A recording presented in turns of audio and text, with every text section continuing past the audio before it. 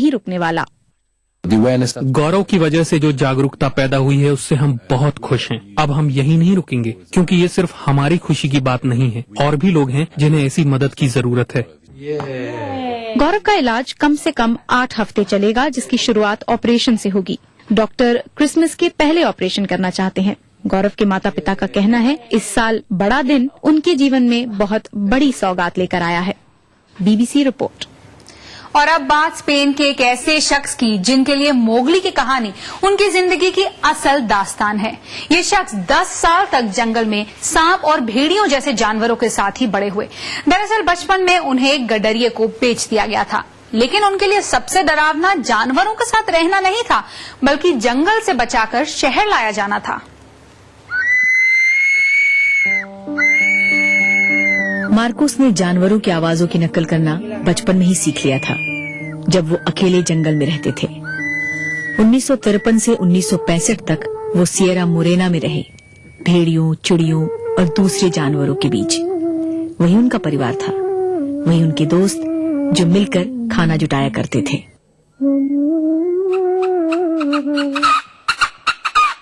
मैं उन जानवरों की बदौलत ही जिंदा रहा। मैं भेड़िए की आवाज निकालता और वो मेरे पास चले आते। मैं उनके साथ खेलता, खाता। मैं वहाँ मछलियाँ और खरगोश पकड़ता था। मैंने हर वो चीज खाई जिसे पक्षी खाते थे।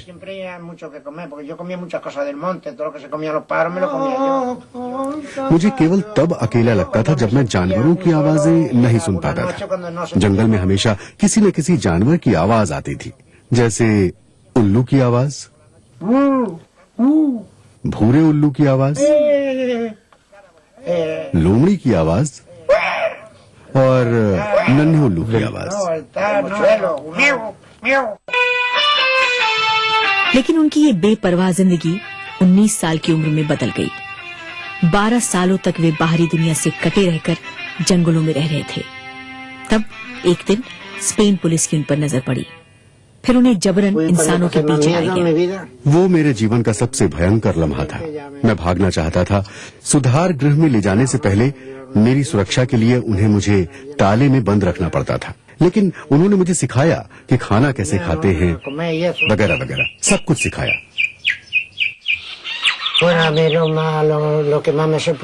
मुझे सबसे ज्यादा हैरानी कारों और गाड़ियों की आवाजों से होती थी। मैं इतना शोर बर्दाश्त नहीं कर पाता था।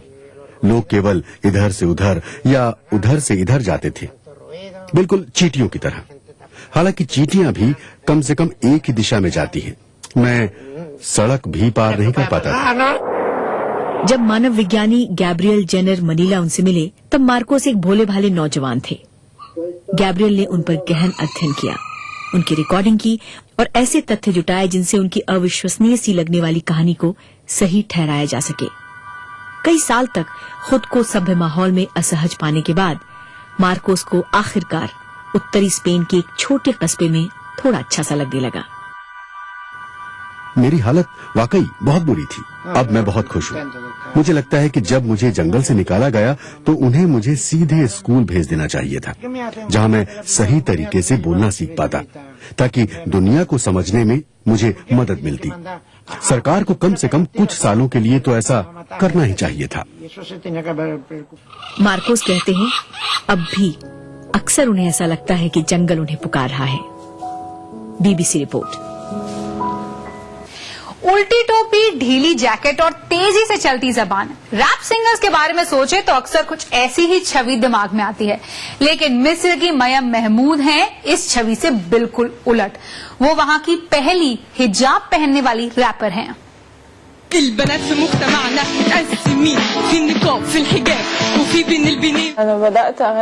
मैंने 10 साल की उम्र से रैप गाना शुरू किया जब मैं प्राइमरी स्कूल में थी। मैं पहले कविताएं लिखती थी, जिन्हें मैं बाद में ज्यादा तेज तुकबंदी के साथ लिखने लगी। मुझे पता चला है कि इसे रैप कहते हैं। मुझे समझ आया कि सभी पुरुष रैपर्स के पास एक न एक गाना होगा जिसमें वो लड़कियों और उनके कपड़ों के बारे में गाते होंगे और लड़कियों को सभी चीजों का दोष देते होंगे जो सही नहीं है। तो मैंने लड़कियों और उनकी दिक्कतों के बारे में रैप करना शुरू किया।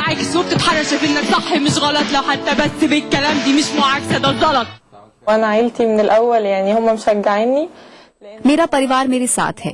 सबसे पहले मेरी माँ ने ही मुझे कविता पढ़ना सिखाया। मेरे पिता ने मुझे समझाया कि किसी पुरानी चीज के बारे में नहीं कहना, बल्कि ऐसी बात करना जिसकी अहमियत हो। मेरे पड़ोसी सोचते हैं कि किसी लड़की का रैप गाना अजीब है, लेकिन मैं आगे बढ़ी। वो कई बार आश्चर्यचकित होते हैं कि हिजाब में कोई लड़की कैसे गाती है, चिल्लाती है। मेरा सीधा जवाब है, तुम सिर्फ मेरे हिजाब को देखते हो और मुझे स्टेज पर कूदते देखते हो, लेकिन मैं क्या गा रही हूँ उसे नजरअंदाज कर देते हो। यहाँ मिस्र में जब कोई लड़की हिजाब पहनती है तो वो गाना, नाचना, अभिनय जैसी तमाम चीजें बंद कर देती है। कुछ लड़कियाँ ये सब करती हैं, लेकिन उन पर हमेशा समाज की नजर रहती है।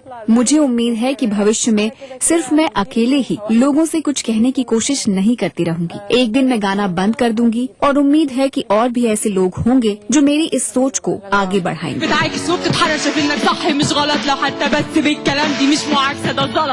इस बार ग्लोबल इंडिया में इतना ही। अगले हफ्ते फिर होगी मुलाकात। तब तक के लिए नमस्कार।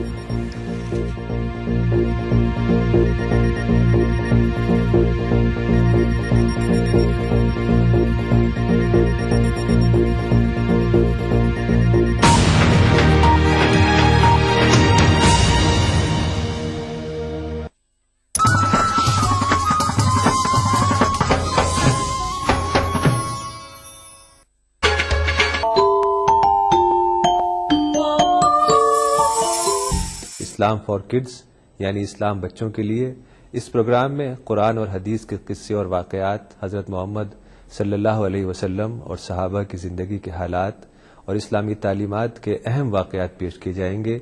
इसमें हमारे लिए सबक है, गाइडेंस है और रहनुमाई का सामान है। इसी के साथ साथ इस्लामी तालीमात की वो बातें भी हम आपके सामने रखेंगे जिसमें मॉरल वैल्यूज़ सिखाई गई हैं, ताकि हम अपने अंदर आला कैरेक्टर, आला अखलाक पैदा कर सकें और दुनिया और आखिरत में कामयाबी हासिल कर सकें। इस्लाम फॉर किड्स हर इतवार सुबह 9 बजे सिर्फ ईटीवी उर्दू पर। ईटीवी उर्दू पर अगला प्रोग्राम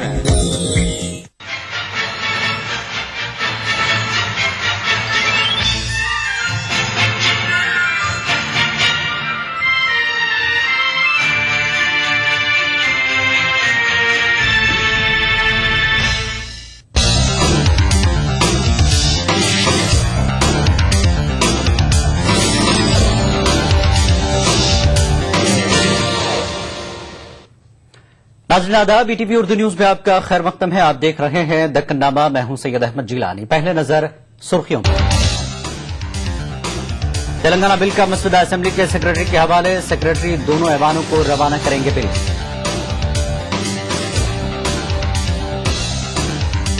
तेलंगाना और सीमा आंध्रा के कांग्रेस लीडरों को कांग्रेस वर्किंग कमेटी के फैसले का एहतराम करना ही होगा।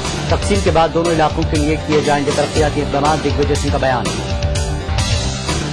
और आंध्र प्रदेश असेंबली के दूसरे रोज का इजलास हंगामाराई की नजर। इजलास पीर तक के लिए किया मुलतवी।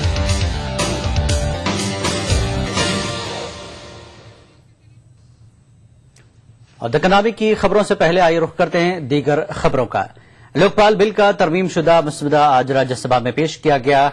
मरकजी वजीर नारायण सामी ने बिल का मसवदा ऐवान में पेश किया। इस बीच मुख्तलिफ पार्टियों के अरकान की जानिब से तेलंगाना महंगाई और लोकपाल बिल के खिलाफ एहतजाज और नारेबाजी होती रही। लोकसभा में यह बिल मंजूर हो गया था, लेकिन राज्यसभा में इसकी मंजूरी यूपीए की अक़लियत में होने के सबब लटक गई थी।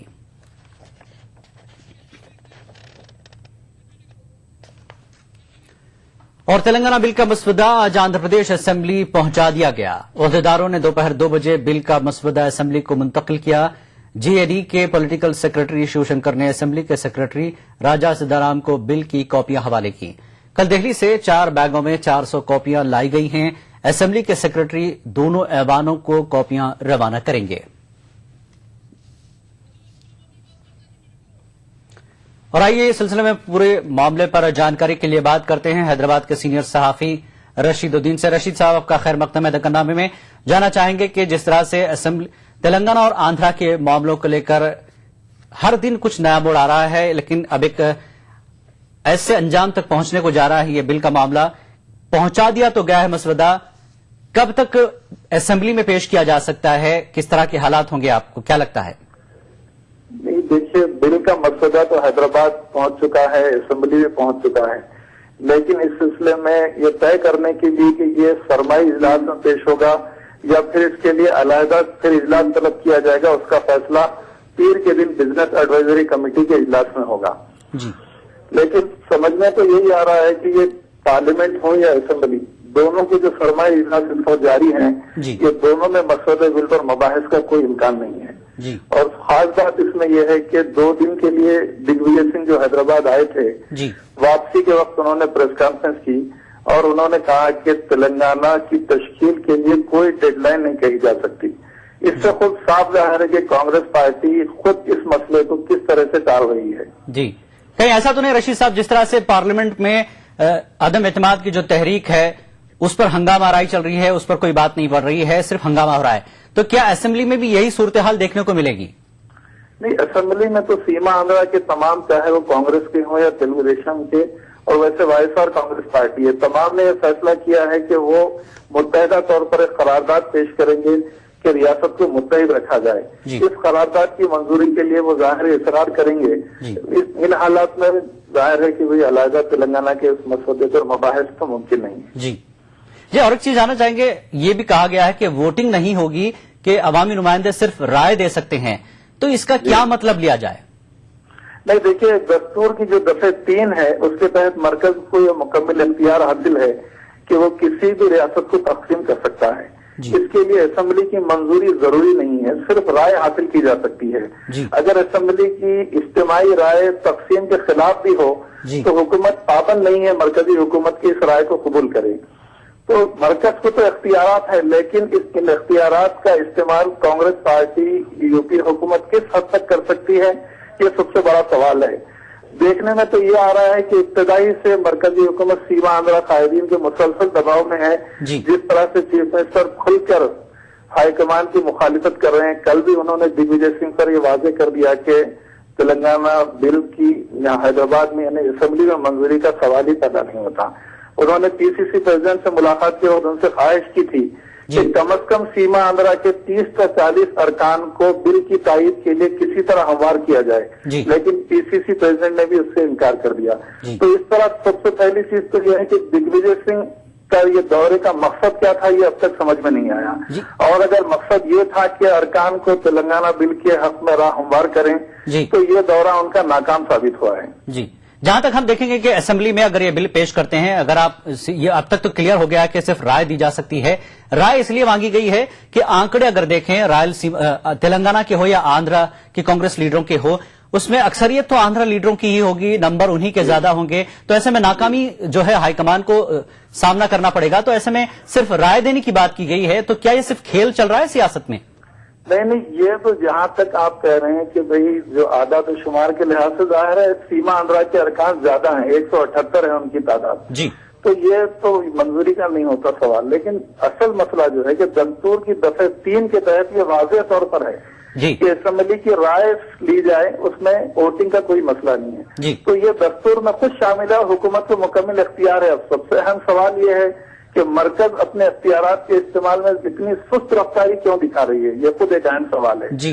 तो यानी सियासी जो सूरत हाल पर नजर रखे हुए गहरी कांग्रेस पार्टी की, उनकी राय तो यह है, और खुद कई सीनियर कांग्रेस कायदे ने हमसे साथ में कहा कि ये तेलंगाना का जो मसला है 2014 इंतखाबात तक इसी तरह उसको टाला जाता रहेगा जी। और एक चीज रशीद साहब, आपकी आंध्र प्रदेश की सियासत पर काफी गहरी नजर है। जिस तरह से टालमटोल का मामला चल रहा है, लोकसभा इलेक्शन आगे आने वाले हैं, तो ये टालमटोल की वजह क्या हो सकती है? इलेक्शन भी सामने है और एक तरफ बीजेपी पूरी तरह से तायद कर रही है तेलंगाना की, क्या लगता है आपको?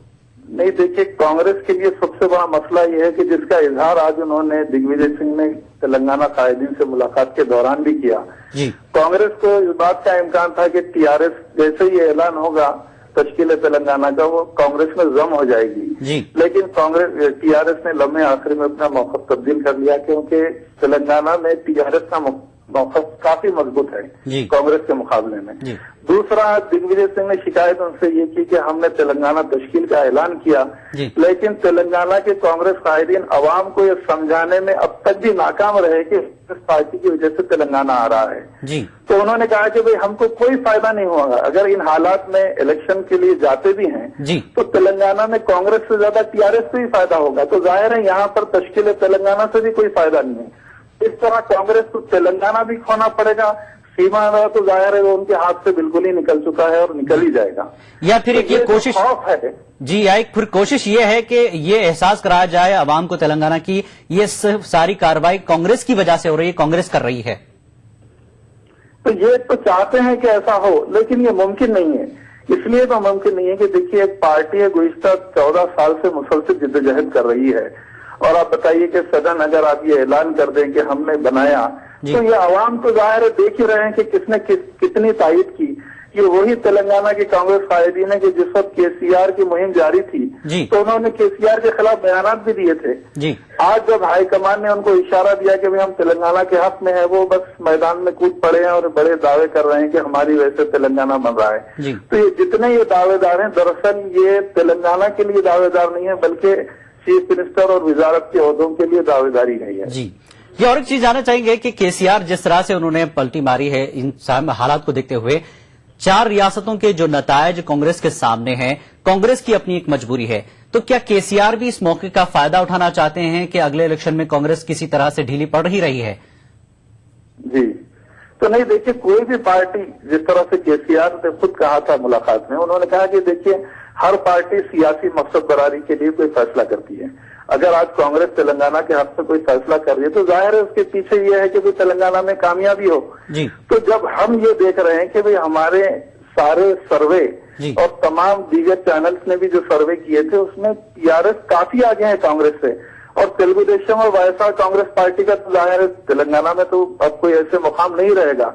तो इन हालात में जबकि वो तश्कील हुकूमत के मौक़िफ़ में आ चुके हैं तो जाहिर है वो क्यों कांग्रेस को यानी मौका देंगे इंतजाम के जरिए कि वो दोबारा फिर तेलंगाना में बरसर इख्तियार आए। यानी सीधा सीधा केसीआर पर एतमाद है कि वो अपने बल पर यहाँ पर तेलंगाना में हुकूमत तश्कील दे सकते हैं आगे जाकर? यकीनन करेंगे, और सारे सर्वे, इवन सीमा आंध्रा के जो चैनल थे उन्होंने खुद भी ये सर्वे किया कि तेलंगाना की 119 असेंबली नशिस्तों में से टीआरएस कम से कम 70 से 80 नशिस्तें आसानी से कामयाब कर सकते। जी, शुक्रिया रशीद साहब इस तफसीली गुफ्तगू के लिए। इतने हैदराबाद से सीनियर सहाफी रशीदुद्दीन तफसीलात दे रहे थे। जिस तरह से रियासत में सियासी सरगर्मियां चल रही है, कांग्रेस की अपनी मजबूरी है, लेकिन केसीआर को लगता है कि वो आगे चलकर अपनी हुकूमत तश्कील दे सकते हैं अपने बल पर। वक्त एक छोटे से ब्रेक का, ब्रेक के बाद फिर लौटेंगे। ये सारे घर ईएमआई प्रूफ हैं। ईएमआई प्रूफ का मतलब ईएमआई के बाद जब घर आपका हो जाता है तब भी घर रहेगा मजबूत, नए जैसा। और घरों को ईएमआई प्रूफ बनाने के लिए हम जैसे इंजीनियर्स को चाहिए ताकत। UltraTech cement, the engineers choice, क्योंकि इस सीमेंट में जान है। आज मैं दौड़ूंगा। आज मैं दौड़ूंगी। एक ऐसे इंसान के लिए जो कभी किसी से नहीं डरता था, जो लोहे के बुलंद इरादे रखता था, जो कश्मीर से कन्याकुमारी तक दौड़ा था। आज मैं दौड़ूंगा इतिहास के लिए, भविष्य के लिए, आज के लिए, फिर से जुड़ जाने के लिए। आज मैं दौड़ूंगा सरदार पटेल के लिए, फ्रेंड्स के साथ, फैमिली के साथ या फिर अकेले।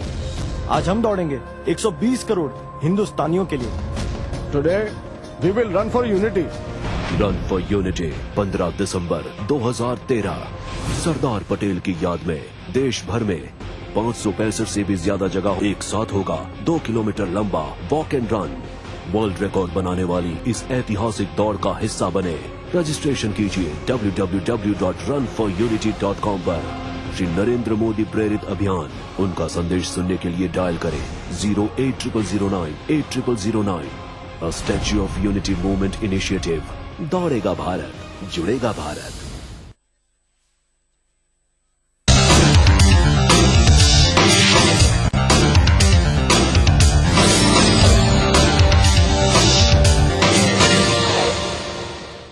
दक्कन नामे में एक बार फिर आपका खैर मकदम है। आंध्र प्रदेश कांग्रेस उमूर के इंचार्ज दिग्विजय सिंह ने कहा कि मरकजी हुकूमत रियासत की तकसीम के बाद दोनों इलाकों की तरक्की का भरोसा दिलाती है। उन्होंने कहा कि दोनों इलाकों के सरकारी मुलाजमीन, तलबा और दानिशवरों को तशवीश में मुब्तला होने की जरूरत नहीं है। उन्होंने यकीन दिलाया कि हैदराबाद में बसने वाले तमाम अफराद के तहफ़्फ़ुज़ को यकीनी बनाने के लिए हुकूमत ठोस इक़दाम कर रही है। दिग्विजय सिंह ने कहा कि तेलंगाना बिल के तमाम क्लॉज पर अरकान अपनी राय दे सकते हैं। उन्होंने कहा कि पोलावरम प्रोजेक्ट की तामीर की पूरी जिम्मेदारी मरकजी हुकूमत की है। उन्होंने बताया कि कांग्रेस अपने हर वादे की पाबंद है।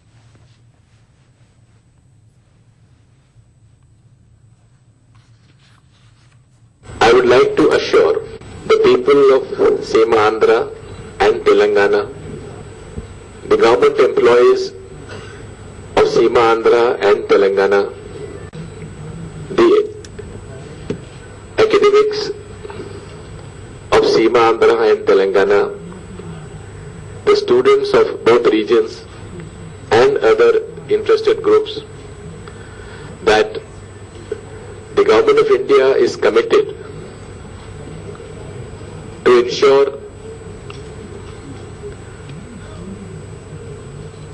development in every sector of the region once the bifurcation takes place.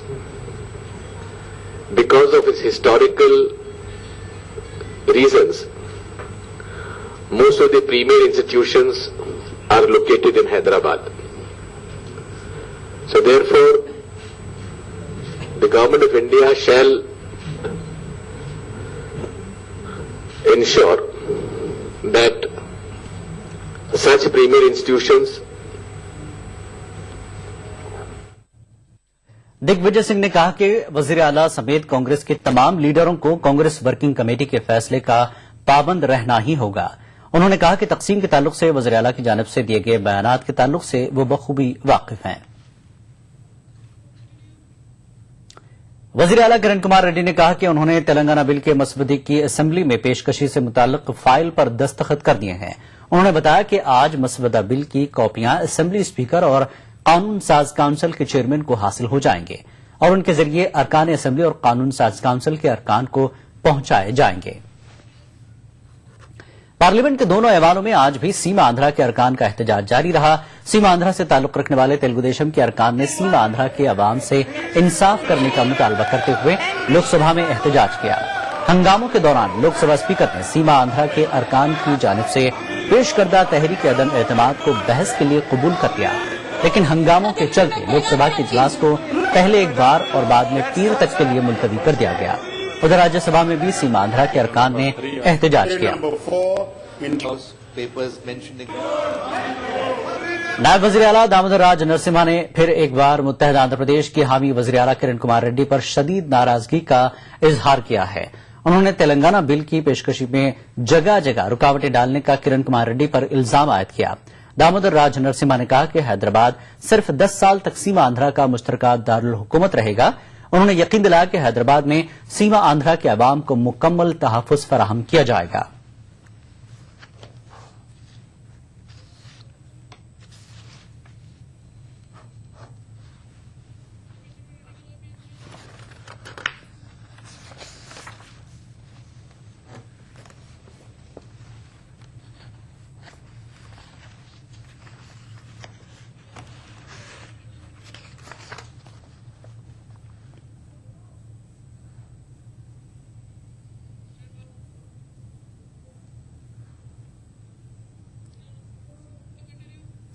Andhra Pradesh assembly के इजलास के दूसरे रोज आज रियासत की तकसीम को लेकर जबरदस्त हंगामाराई हुई। तेलंगाना हामी जमातों के लीडरों ने इजलास के आगाज से कबल पोडियम के करीब धरना दिया, जबकि इजलास के आगाज के बाद सीमा आंध्रा के कांग्रेस, तेलुगु देशम और वाईएसआर कांग्रेस के अरकान भी पोडियम के करीब पहुंच गए और मुत्तहदा आंध्र प्रदेश की हिमायत में नारे बुलंद किए। आंध्र प्रदेश असेंबली के दूसरे रोज का इजलास जबरदस्त हंगामाराई की नजर हो गया। असेंबली के आगाज से कबल टीडीपी, टीआरएस और बीजेपी के तेलंगाना हामी लीडरों ने एहतजाज शुरू कर दिया, जबकि इजलास के आगाज के बाद सीमा आंध्रा से ताल्लुक रखने वाले अरकान पोडियम के करीब पहुंच गए और मुत्तहदा आंध्र प्रदेश की हिमायत में नारे लगाए। एहतजाज के दौरान दोनों इलाकों के लीडर हाथों में प्लेकार्ड थामे हुए थे। दोनों इलाकों के अरकान ने नारे लगाने में एक दूसरे पर बाजी ले जाने की कोशिश की। असेंबली स्पीकर एन मनोहर ने सूरत हाल को मद्देनजर रखते हुए इजलास को 2 मरतबा मुलतवी कर दिया। इजलास के दोबारा आगाज होने के बाद हंगामाराई जारी रहने पर स्पीकर ने इजलास को पीर तक के लिए मुलतवी कर दिया।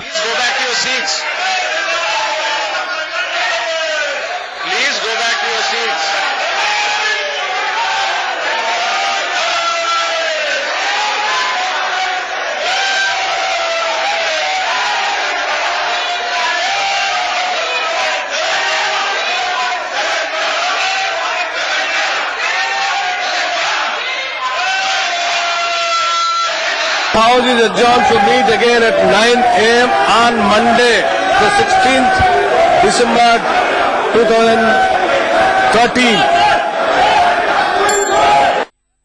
दूसरी जानिब आंध्र प्रदेश कानून साज काउंसिल में भी अलहदा रियासत और मुत्तहदा आंध्र प्रदेश के नारों की गूंज सुनाई दी। तेलंगाना और सीमा आंध्रा के लीडरों ने हाथों में प्ले कार्ड थामकर काउंसिल के चेयरमैन के पोडियम का घेराव किया। चेयरमैन चक्रपानी की जानिब से बार बार अपील के बावजूद एहतजाज जारी रहने पर चेयरमैन ने काउंसिल को पीर तक के लिए मुलतवी कर दिया। ETV news Hyderabad. Dalit leader Waman Meshram ने मुसलमानों को मशवरा दिया कि वो सेक्युलरिज्म की भेस में मुसलमानों को धोखा देने वाली सियासी पार्टियों को बार बार इख्तिदार में आने के लिए मदद न करें। उन्होंने दलितों के इत्तेहाद से एक सियासी महाज तश्कील देने की अपील की। वामन मेश्राम हैदराबाद में रोजनामा सियासत के दफ्तर में मुनक्कदा एक इजलास से खिताब कर रहे थे।